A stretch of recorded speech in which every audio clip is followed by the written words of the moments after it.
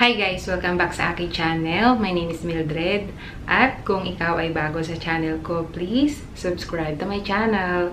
So, i-update ko lang kayo guys tungkol sa pag-a-apply ko bilang isang domestic helper sa Singapore. Ngayon ay February 8 at pang 13 days ko na nag-training sa TESDA. So, malapit na ako matapos mag-training sa TESDA. Kaya naman, makakapagpahinga na ako ng kababalik-balik dun sa training center dahil nga ako ay stay. So, anyway, update nga sa pag-apply. Meron na ulit tumawag sa akin na employer. May nag-interview na ulit sa akin. So, pangalawang interview na ito sa akin ng pangalawang employer. Dahil yung isang employer na tumawag sa akin ay hindi ko nga siya nagustuhan dahil nga ang ino-offer niya sa akin ay mag-aalaga ako ng 3 bata. Yung 4 na taon, 7 taon, at 10 taon yung aalagaan ko. So, inayawan ko yun dahil sa tingin ko talaga ay hindi ko yun kaya. So, kahapon lang may nag-interview ulit sa akin na employer at ang aalagaan ko naman ay 1 taon at 5 taon. Ayan. So, dahil nga ako ay hindi ko gusto talaga mag-alaga ng bata, dahil nga ako ay walang experience pag-aalaga ng bata, kaya naman hindi ko na naman yung tinanggap. Kasi kahapon nasa training center ako, nag-training ako sa TESDA. So, kapag ikaw ay nasa training center at may mag-i-interview sa iyo na amo, ipapatawag ka ng aming agency doon sa pinagtitrainingan namin para bumalik doon. Malapit lang naman kasi yung agency tapos yung pinagtitrainingan namin. So, parang mga 5 bahay lang yung pagitan tapos yun yung agency. So, pinapatawag yung mga aplikante na merong interview at i-interviewin yun via Zoom. So, nung ako yung ini-interview kahapon, hindi ko kasi alam kung kagaya ko, aplikante ako, hindi ko alam kung ano yung klaseng trabaho yung i-offer sa akin. Kunwari, ang experience ko pag-aalaga ng matanda, dapat inililinya nila ako sa, kunwari may maghahanap na ang kailangan mag-aalaga ng matanda. Dapat saka pa lang nila ako i-offer. Tapos kunwari, ang naghahanap ay yung mag-aalaga ng bata. Tapos yung may experience sa pag-aalaga ng bata, yung ibibigay nila. Hindi kasi ganun yung agency, guys. So, nung ako na yung in-interview, and so, sabi niya, tinanong niya kung ano pangalan ko, then nagpakilala nga ako, tapos yung aking mga experience, tapos yun, sabi nga niya, siya daw ay may 2 anak, 1 taon at 5 taon. So, tinanong niya ako kung gusto ko daw bang mag-alaga ng 2 bata. Hindi ko po gustong mag-alaga ng bata dahil nga wala akong experience sa pag-aalaga ng bata. Ang sabi naman niya, di ba meron kang 2 anak? Sabi ko, meron ma'am, but I have no experience taking care of other baby.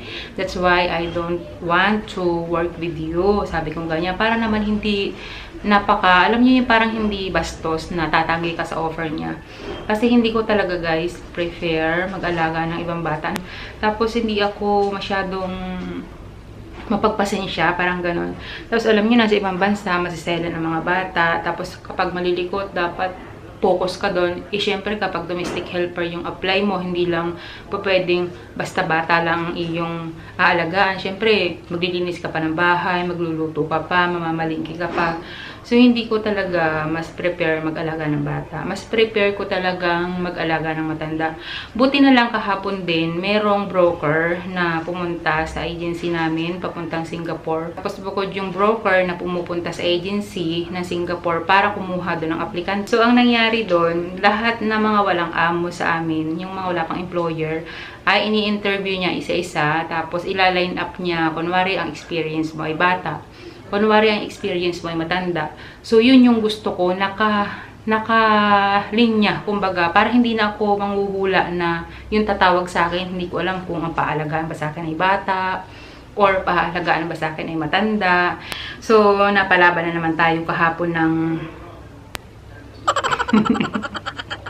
napalaban na naman tayo ng Inglesan kasi nga, siyempre, yung mag-i-interview sa iyo ay yung agency. And hindi lang basta tungkol sa biodata yung itatanong sa iyo. Meron silang mga extra question about your experience sa Singapore.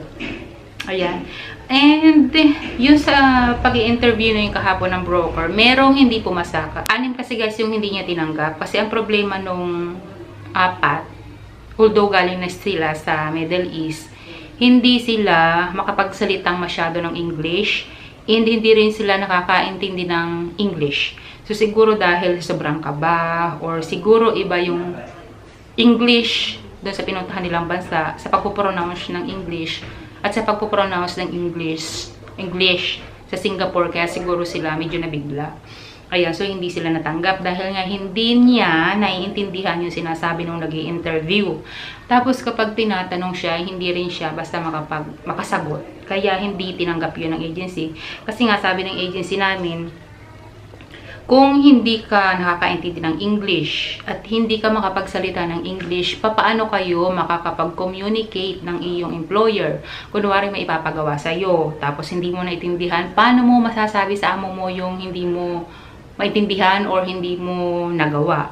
Kaya kailangan is communication. Tapos yung dalawa naman na hindi natanggap is overage na. Yung kasing meron kasi silang age limit. Kapag ikaw ay first time, hanggang 35 years old ka lang pwedeng mag-apply. Kapag naman ikaw ay ex-abroad na, ibig sabihin nakapagtrabaho ka na sa ibang bansa, hanggang 40 years old lang yung tinatanggap nila. So, meron tong dalawa na hindi natanggap. Pero hindi ibig sabihin na wala na silang pag-asang makapag-abroad. May pag-asa pa rin sila, kaya lang masyado silang matatagalan. Maghahantay sila ng matagal hanggang sa may makagusto sa kanila na employer kumpara sa aming mga medyo bata-bata pa. Hindi ko naman sinasabing bata pa kasi ako ay 37 years old na. So, sa kagaya namin na medyo bata pa, mas madali kaming makakakuha ng employer dahil nga kami ay bata pa. Dahil ang sabi ng agency, mas hinahanap daw ngayon ng mga employer is yung mga 20s, mga 30s, ganyan. Pag nag-35 ka na, medyo mahihirapan ka na rin makakuha ng employer. Pero kung ikaw ay ex-abroad, okay naman. Buti na lang sa pag-i-interview ng agency, medyo nasagot ko naman yung kanyang mga question dahil nga medyo nahasa na uli yung aking utak sa pag-i-English kumpara nung magpa-interview ako sa ng broker. Nung una magpa-interview ako ng broker sa Maris Agency, sobrang nahirapan talaga ako, guys. Hindi naman sa tipong hindi na ako makasagot, yung tipong hindi ko na maintindihan yung sinasabi. Hindi, guys, yung parang medyo alam niyo, parang loading ka kapag nagsasalita. Kumpara ngayon na may mga nag-interview na sa akin na employer, tapos tulad yan, may nag-interview ng agency, ng broker, mas nasasagot ko na ng maayos yung tanong niya and hindi na ako kinakambahan kumpara nung magpa-interview ako sa broker ng Hong Kong. Siguro kung hindi na naig sa akin yung kaba or ngarag or loading, siguro mas, alam niyo yun, matatanggap siguro ako sa interview sa Hong Kong kung mas nahasa ko pa yung aking English dahil nga ang tagal nating hindi ginamit yung English, kaya naman tayo ay naninibago. 7 years na akong hindi nagsasalita ng English, kaya naman nung magsalita ulit ako is medyo nahirapan ako, pero na-refresh naman na siya, kaya medyo okay na.